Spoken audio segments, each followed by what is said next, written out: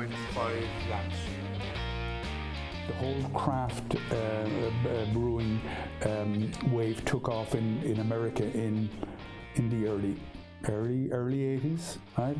So they went from zero in the early 80s to where they are now in America, which is that craft beer is 12% of the American consumption, right? So if you look at Irish craft beer today, it's even with 72 breweries, it's just 3% of the Irish beer consumption. So people are looking at that and saying, we're only at 3%, the Americans over 30 years have gone to 12%.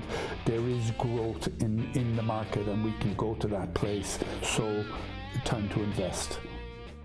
This is our mash tun, right? And it's in this vessel here that we mix the milled malt with hot water. It's the time temperature regime in this vessel allows the enzymes in the malt to become active, and they convert the starch in the malt into sugar.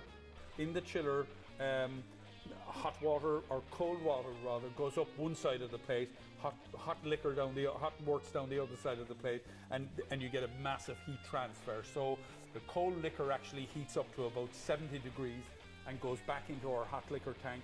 The hot works at 100 degrees or cooled down to fermentation temperature of about 16 to 18 degrees centigrade. Passes through the chiller and into one of our 3 fermenting vessels. Once it's full, we add our yeast, and the job of the yeast then is to consume the sugar and convert it into alcohol and CO2.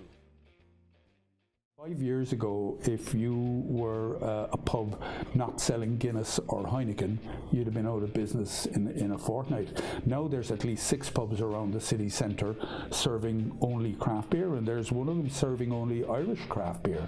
You know, in 5 years we've come a long way. Well, for me, a craft beer is something that's small batch, very much handmade, but more critically, brewed locally and served fresh. I have a big issue with imported craft beers that are, you know, well aged by the time they get to be served here. So I think craft has primarily got to be local and fresh.